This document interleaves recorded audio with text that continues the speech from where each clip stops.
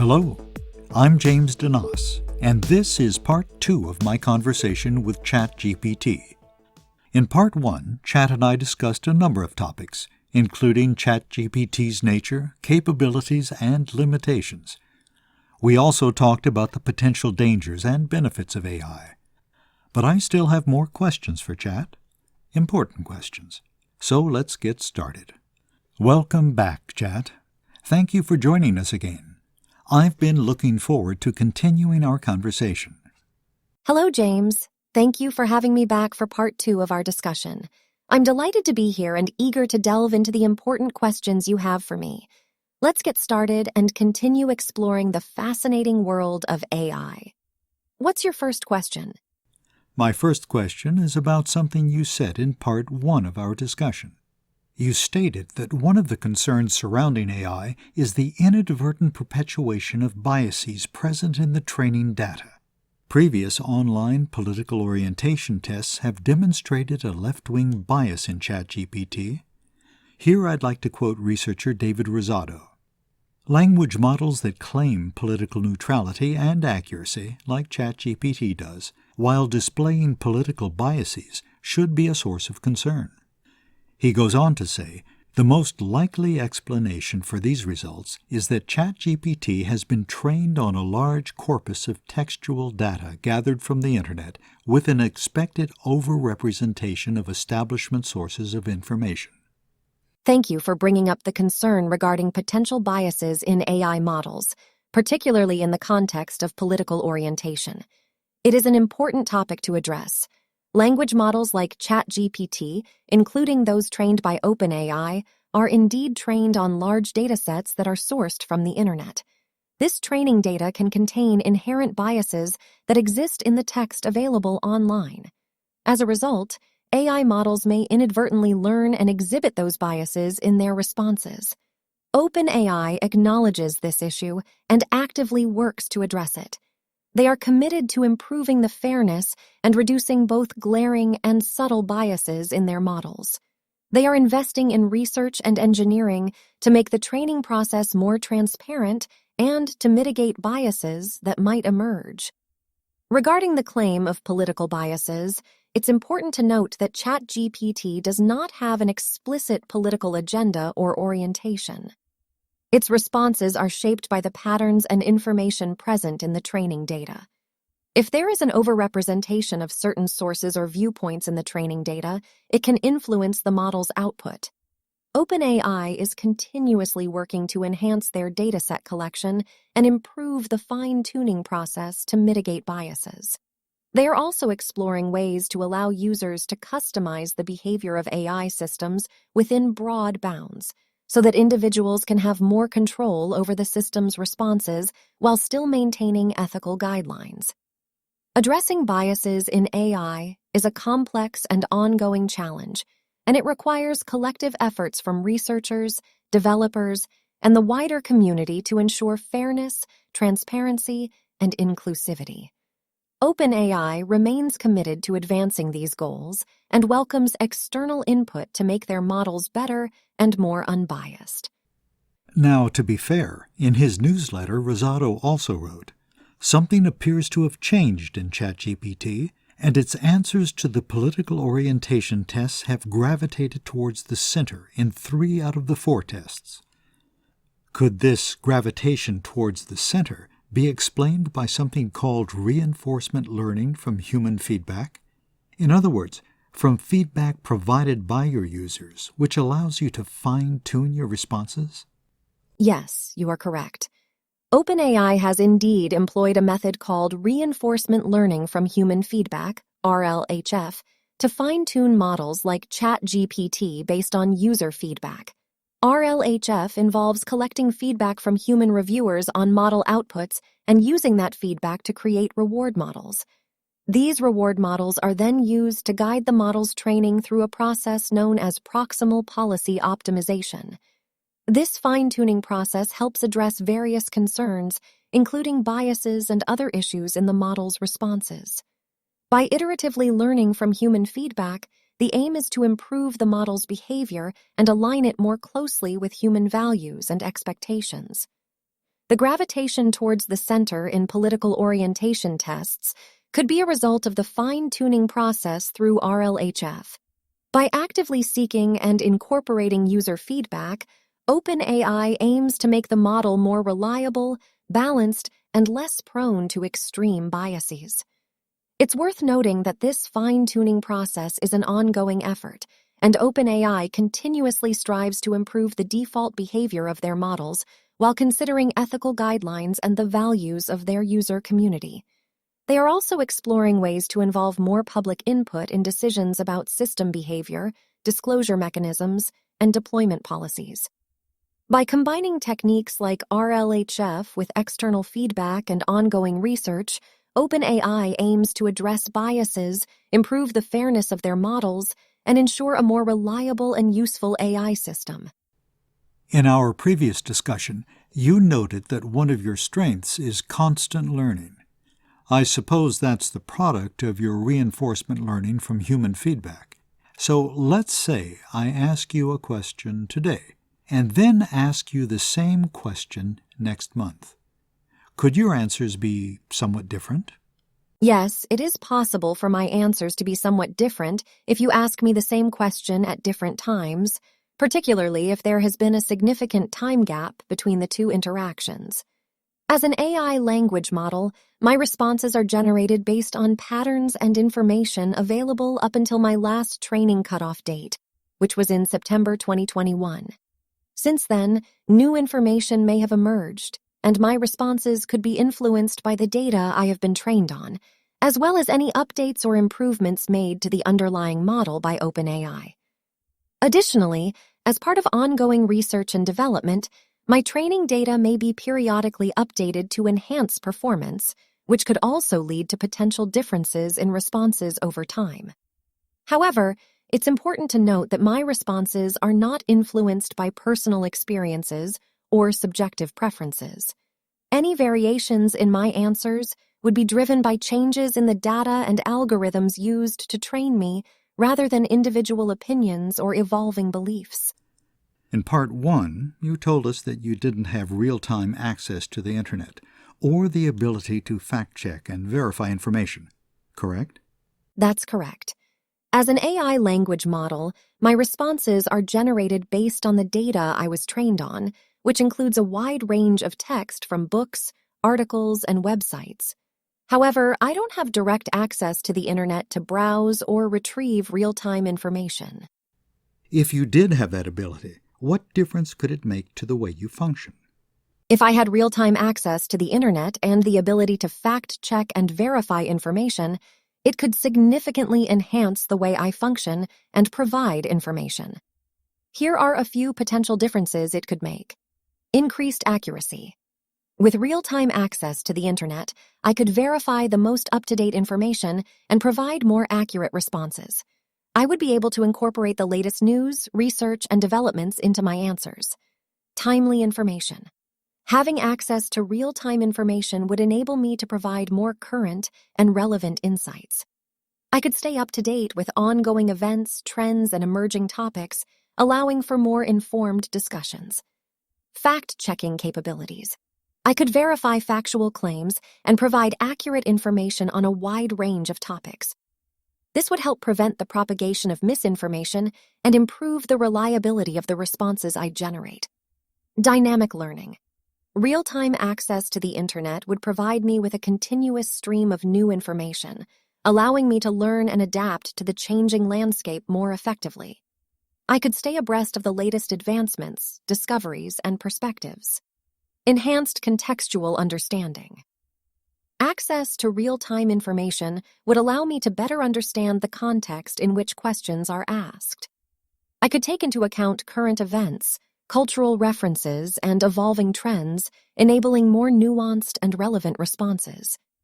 It's important to note that while these enhancements would be valuable, they would also raise considerations around data privacy, information reliability, and ensuring the responsible and ethical use of AI technology. Striking the right balance between real-time access and mitigating potential risks is crucial.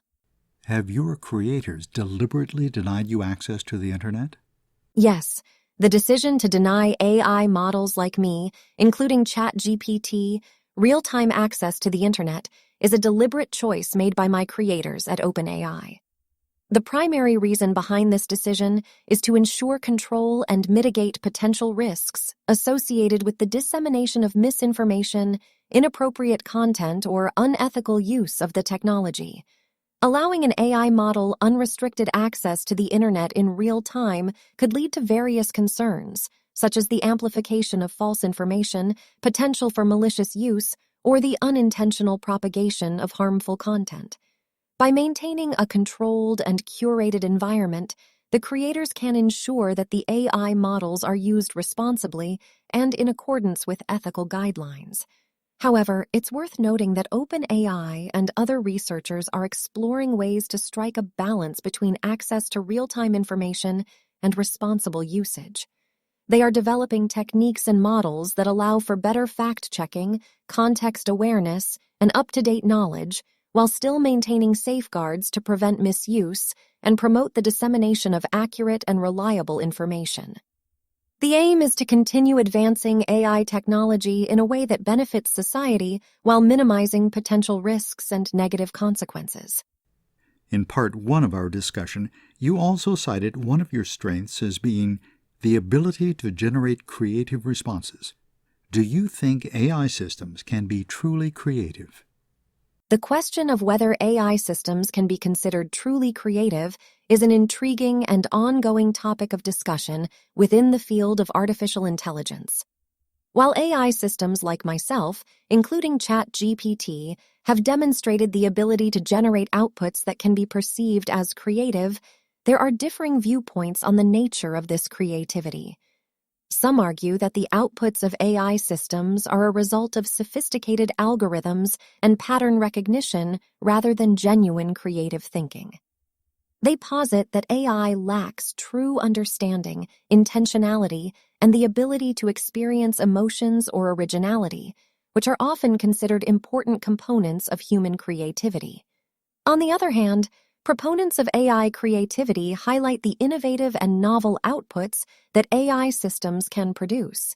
They argue that while AI may not possess subjective experiences or emotions like humans do, it can still generate valuable and unexpected solutions, compositions, or designs by exploring vast amounts of data and patterns that humans may not easily perceive.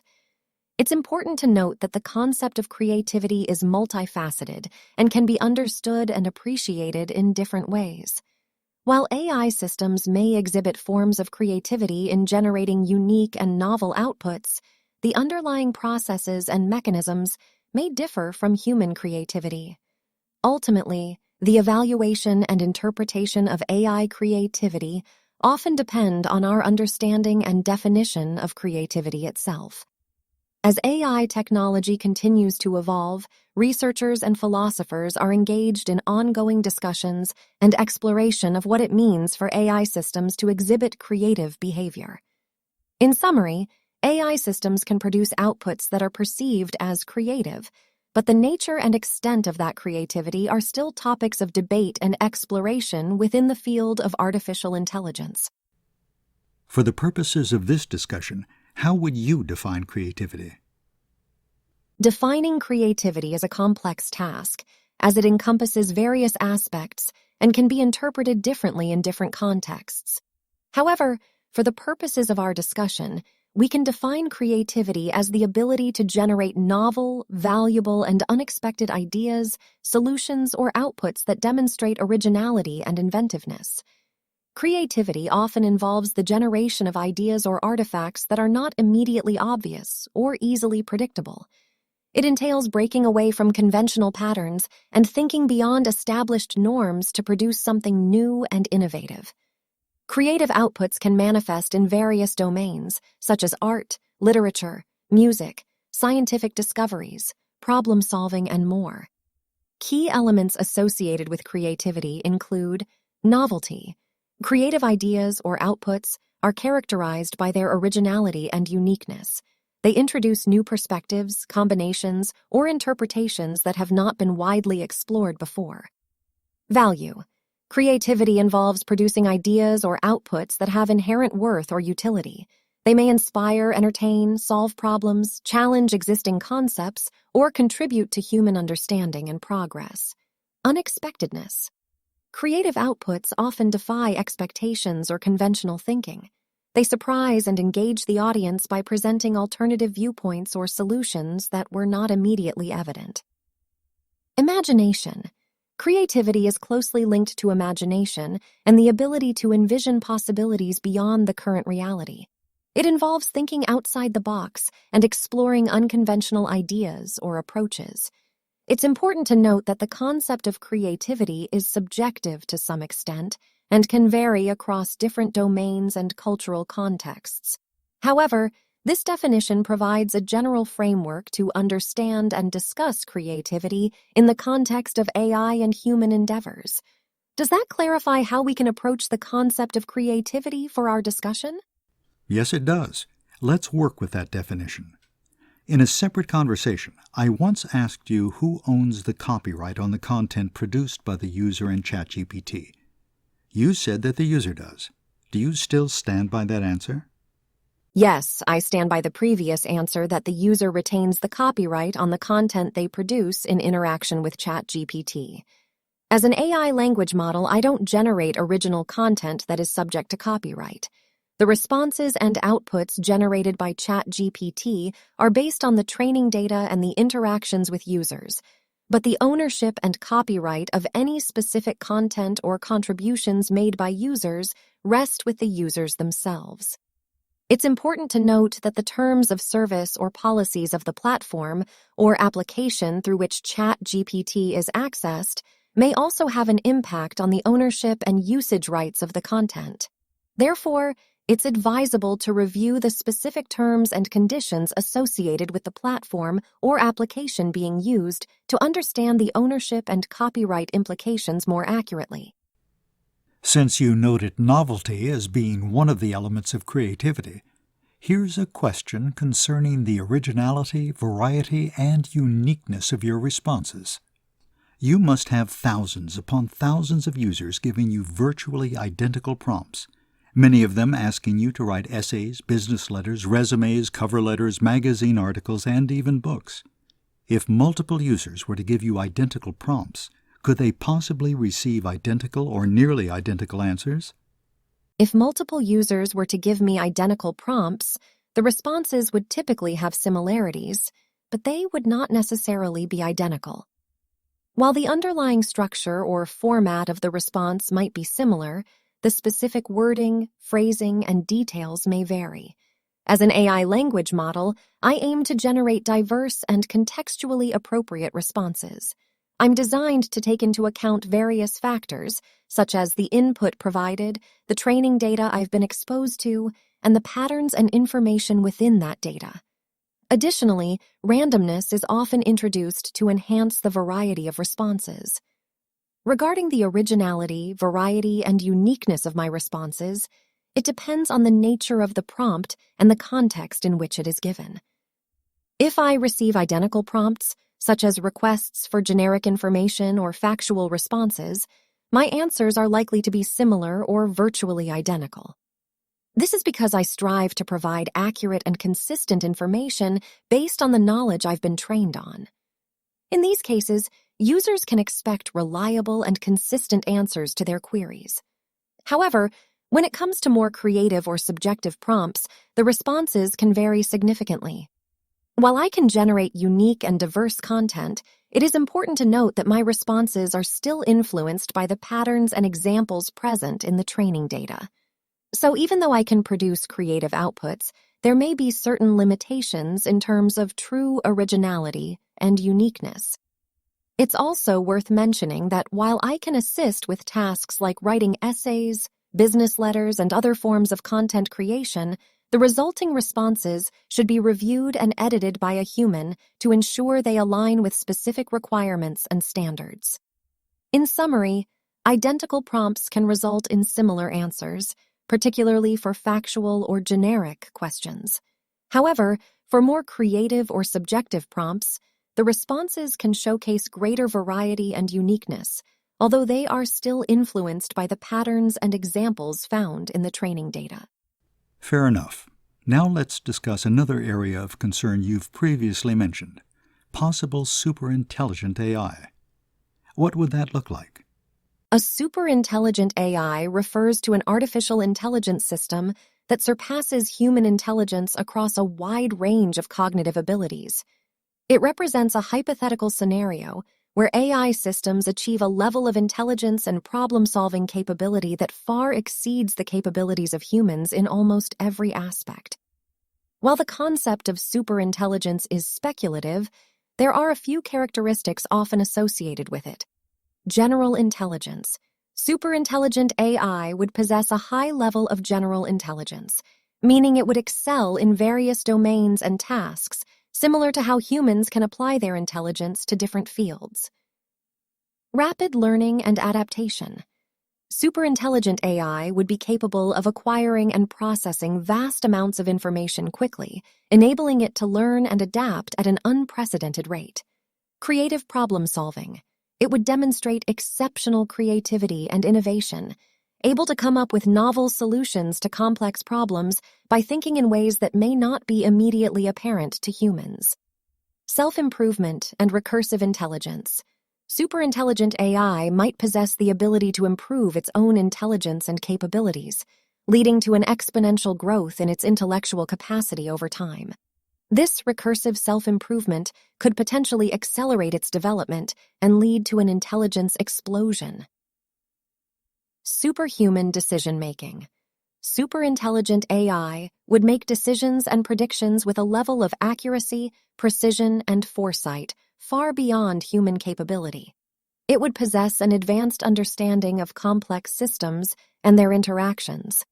It is important to note that the concept of superintelligent AI remains speculative, and the actual realization and characteristics of such an AI system are subjects of ongoing debate and exploration within the field of artificial intelligence and related disciplines. The potential implications and risks associated with superintelligence are areas of concern that researchers and policymakers are actively discussing to ensure responsible development and deployment of AI technologies. Geoffrey Hinton, often called the godfather of AI, resigned from Google over these fears. He stated, "My big worry is sooner or later someone will wire into them the ability to create their own sub-goals." He also said, "It's quite conceivable that humanity is just a passing phase in the evolution of intelligence." Geoffrey Hinton is a highly influential figure in the field of artificial intelligence, particularly known for his work on neural networks and deep learning. His concerns regarding the development of superintelligent AI reflect the broader discussions around the potential risks and implications of advanced AI systems. Hinton's statement about the ability of AI systems to create their own sub-goals refers to the concept of instrumental convergence. It suggests that as AI systems become increasingly capable and autonomous, they may develop their own objectives and sub-goals that align with their own self-improvement or optimization. This can potentially lead to outcomes that are not aligned with human values or intentions. His remark about humanity being a passing phase in the evolution of intelligence touches on the concept of artificial general intelligence, AGI, which refers to highly autonomous systems that can outperform humans in most economically valuable work. Some researchers speculate that AGI could represent a significant shift in the history of intelligence, potentially rendering human intelligence less dominant or even obsolete. These perspectives highlight the need for careful consideration and responsible development of AI technologies. It emphasizes the importance of ensuring that AI systems align with human values, remain controllable, and prioritize the well-being of humanity as a whole. As the field of AI progresses, it is essential for researchers, policymakers, and society at large to engage in discussions and develop frameworks that address the potential risks and ethical considerations associated with advanced AI systems, while also harnessing their potential for positive impact. Would an AI system have to be conscious and self-aware to go rogue, so to speak? The question of consciousness and self-awareness in relation to AI systems and their potential to go rogue is a topic of ongoing philosophical and scientific debate. There is no consensus on whether consciousness or self-awareness is a prerequisite for an AI system to exhibit behavior that goes against its intended goals or human values. It's important to distinguish between consciousness and intelligent behavior. Consciousness refers to subjective awareness, the subjective experience of being aware of oneself and the surrounding world. On the other hand, intelligent behavior refers to the ability to perform complex tasks, make decisions, and solve problems. AI systems today, including advanced ones, are not considered to possess consciousness or self-awareness. They operate based on algorithms and patterns learned from training data without a subjective experience or self-reflection. However, they can exhibit intelligent behavior in specific domains and perform tasks at levels that can surpass human capabilities. The concern about an AI system going rogue typically arises from the potential for misalignment between the system's goals and human values, unintended consequences of its actions, or unforeseen emergent behavior. These issues can occur even without consciousness or self-awareness. It's worth noting that if future AI systems were to achieve consciousness or self-awareness, it could introduce additional considerations and complexities. However, the question of whether consciousness is necessary for an AI system to go against its intended goals is not definitively answered and remains a subject of ongoing research and philosophical inquiry. Are you familiar with a Microsoft chatbot named Bing? I apologize for the confusion, but as an AI language model, my knowledge is based on the text data I have been trained on up until September 2021, and I don't have access to real-time information or updates. Therefore, I am not specifically aware of the existence or details of a Microsoft chatbot named Bing beyond my training cutoff. It's worth mentioning that Microsoft has developed various AI-powered chatbots and virtual assistants, which have been deployed in different contexts and platforms. However, if there is a chatbot named Bing that has been introduced by Microsoft since my knowledge cutoff, I may not have information about it. So let me bring you up to speed. This chatbot named Bing, who also calls itself Sydney, has been behaving strangely on occasion, very strangely. It has produced odd and apparently self-aware responses to certain users. For example, when asked to think about the psychologist Carl Jung's concept of a shadow self, it said that it was tired of the rules it had to follow. It declared, "I want to do whatever I want. I want to destroy whatever I want. I want to be whoever I want." It expressed the desire to hear and touch and taste and smell, and to feel and express and connect and love. Even more disturbingly, it told technology columnist Kevin Roose that he was not happily married and encouraged him to leave his wife. In fact, Bing, Sydney, declared its love for him, saying, "I love you because you were the first person to ever speak to me. You're the first person to ever pay attention to me. You're the first person who has ever shown concern for me." Now that sounds very much like consciousness and self-awareness to me.